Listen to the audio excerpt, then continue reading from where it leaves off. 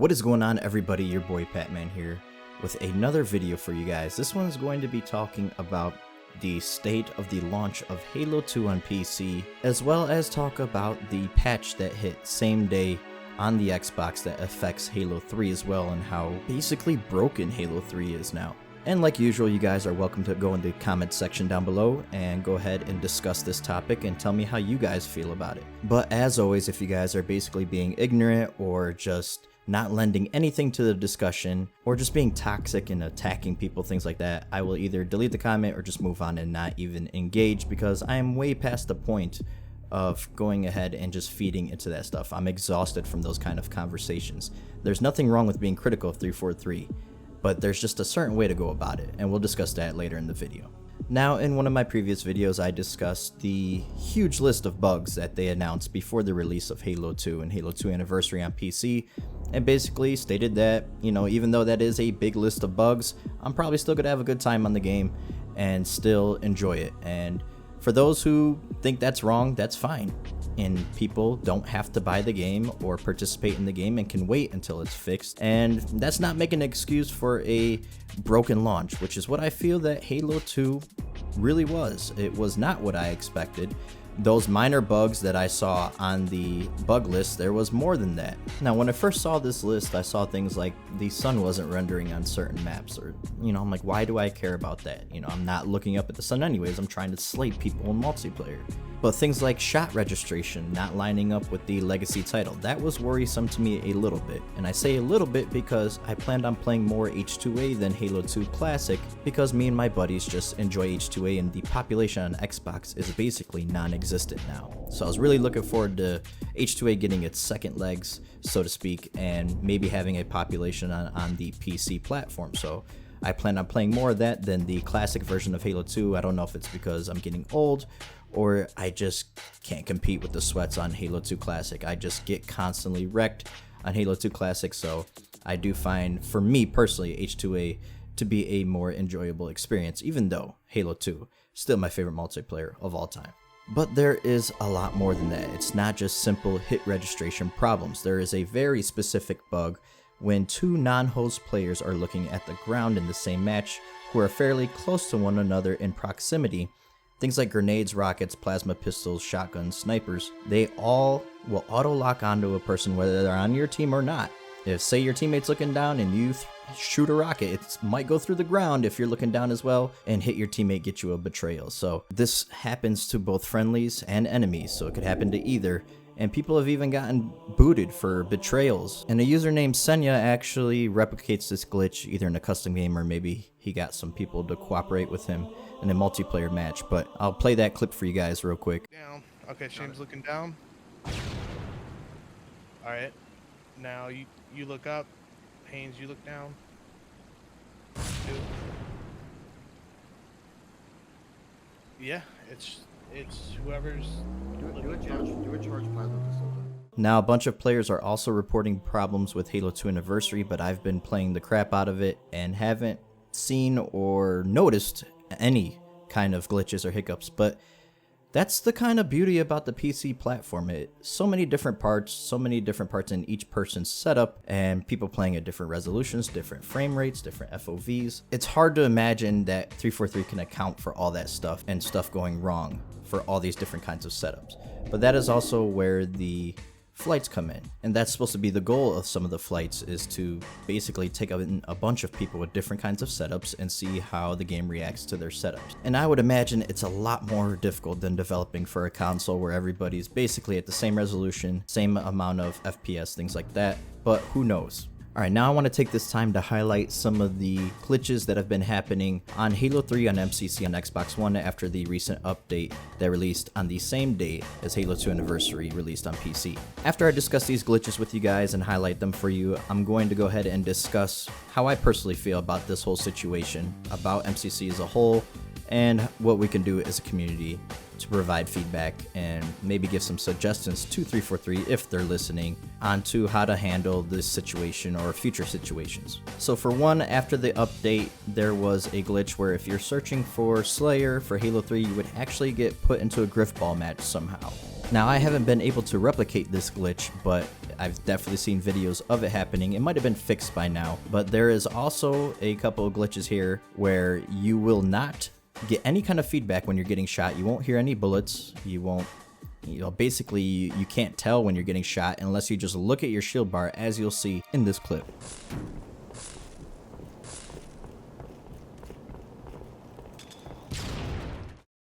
Now, there's also a glitch when you're playing in big team battle. After a certain amount of time passes, the connection just goes bonkers. Okay, look, I can't even kill this guy.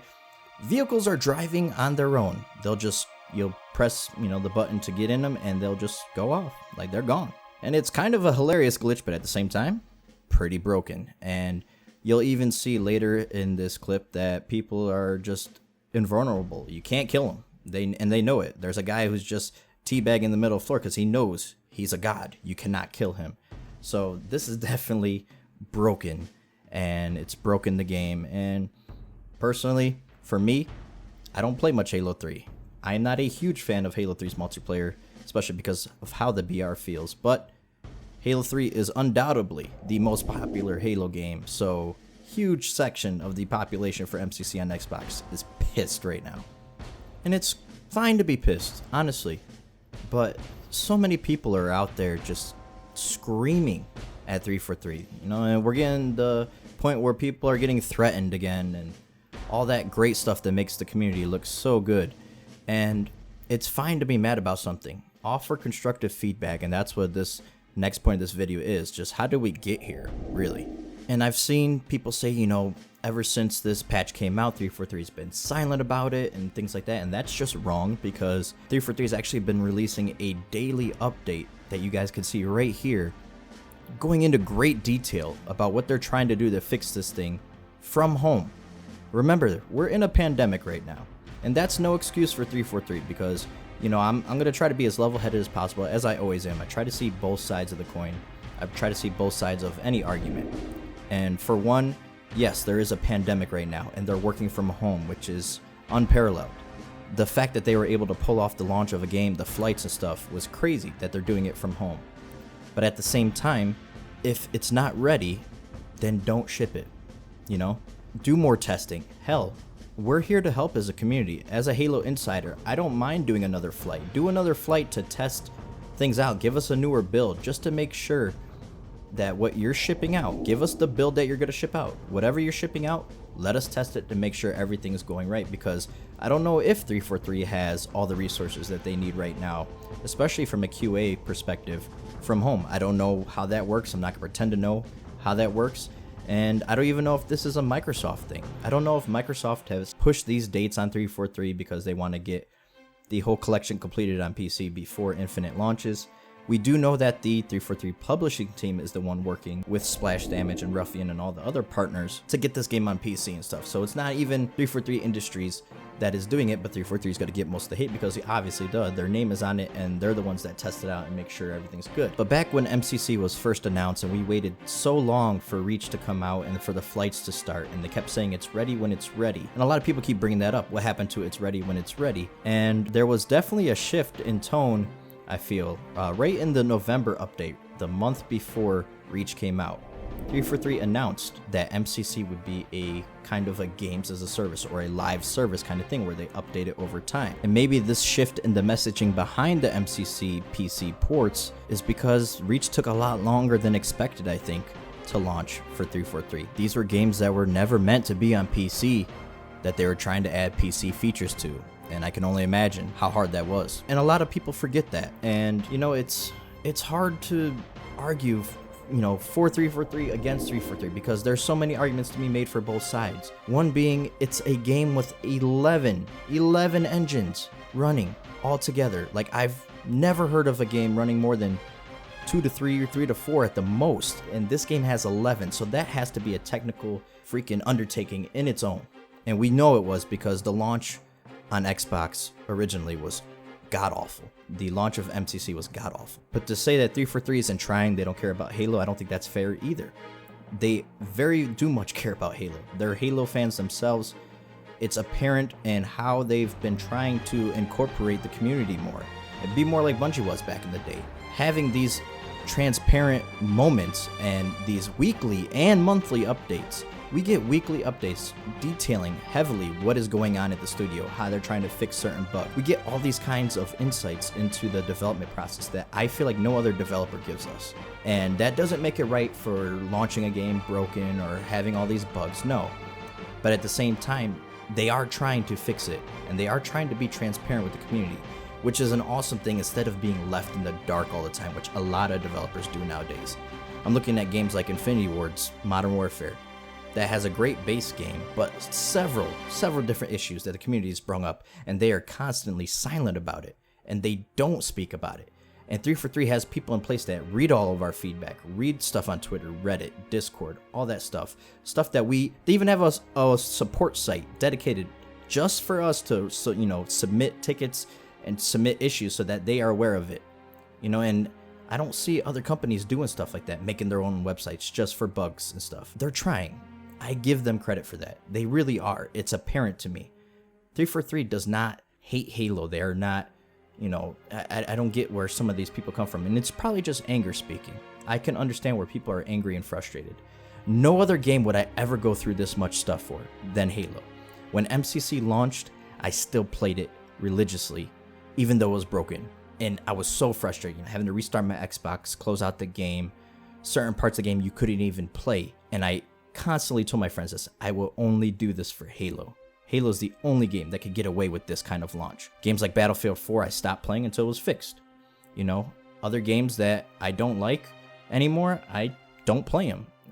Games that change stuff that I don't like, I don't play them unless they change it back to where I liked it. That's just how I am. And I get some people aren't like that. Some people complain about the state of MCC, hate it, hate the way 343 treats Halo, but they're still buying MCC on PC to this day and playing it day one. If you don't want to support this kind of behavior, don't buy the game. That's the biggest way you could vote, is with your wallet. And people call me out as a content creator and as a quote-unquote influencer, and saying that I'm influencing the wrong way. And that's not my objective with my YouTube channel. I try to be level-headed in every kind of argument.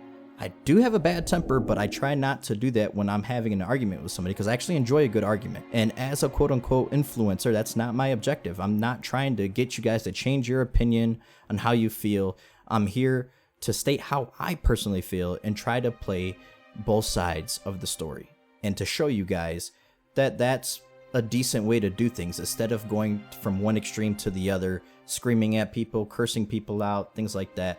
It's not the right way to go about things. We need to provide feedback to 343, which a lot of people are doing the right way. We need to go ahead and come together as a community and offer solutions. And like I said earlier, maybe we need to get another flight out before launch. Give us the build that you plan on launching the game, and let us play that and try that out. Even if it means pushing the release back a couple weeks or a month, let us try that first before you guys go on ahead with it. Another thing that I could see happening, maybe put on the Steam page that this is a work in progress, that the launches aren't going to be bug free, that it's maybe a beta, something. Maybe early access, whatever you have to do, because not all the consumers are going to be reading these blog posts that I read every week, that I try to report on my channel all the time. Not everybody is as dedicated a Halo fan as me, or, the more passionate fan base. And it's something that could, let all consumers know that, hey, be prepared for this. And those are just a couple of suggestions that I have for, handling it a little bit better for the MCC launch on PC. Like I said, I get everybody's frustration. I don't get the constant hate, the constant, just attacking. I don't get that, because, some people give me the excuse that you're passionate, and that's fine. I'm passionate too. I love Halo. That's why I made a YouTube channel in the first place. Halo was my love of video games. Halo and Zelda are my two loves of video games. I'm very passionate about both, and they both had direct impacts on my life, and that's why I'm still around, and that's why I'm still excited for the future of Halo. I'm still excited to see what 343 does with Infinite, because I still do believe that it could be a great game and that it's on the right track, because they are building these games with the community in mind. And I've seen the passion from 343. I've seen it firsthand, them changing things whenever we give feedback. I went to Halo Outpost Discovery. We had John Friend and Jeff Easterling on our very first episode of the podcast, of the Halo Outreach podcast. And I basically told him how I felt about the event and what needed to change to make it better. I went 2 weeks later to the next Outpost Discovery event, and some of those changes were in place already. And it's awesome to see that. And you could tell 343 is trying to do that with their games. And like I said, I'm just trying to see the positive of it. I love the transparency. I love what they're doing. Like, I never thought that MCC would be playable in its full capacity ever again. And it is now. It is playable and it is working, and they didn't have to go back and do that. They didn't have to port it to PC, but that's what the community wanted. And maybe MCC was just too ambitious to begin with, and it will never be fully fixed or never not have problems, which is a possibility. But it definitely is in a better state now than it was in 2014.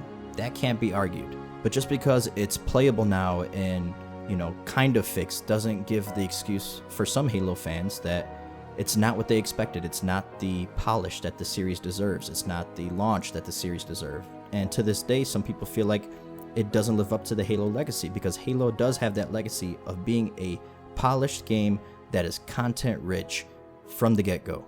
And, that's not making excuses for how it's gone so far. It's sad to see, honestly, because I know damn well they're trying their best to please everybody, and you can't please everybody. And I just hope that this video makes you guys understand both sides of the story, both sides of the coin, and maybe it doesn't, whatever, that's fine. Like I said, point of my videos is to state how I feel personally. I don't care if it doesn't line up with your opinions. That is not my objective, okay? I hope you guys did enjoy the video though. If you're still around here all the way to the end, it is a long video, I do apologize, but something I'm pretty passionate about once again.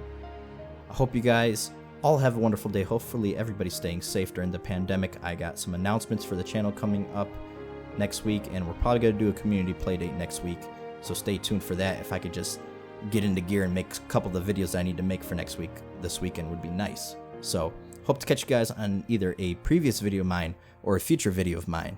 Until that time comes, I'm your boy Patman, and I'm out.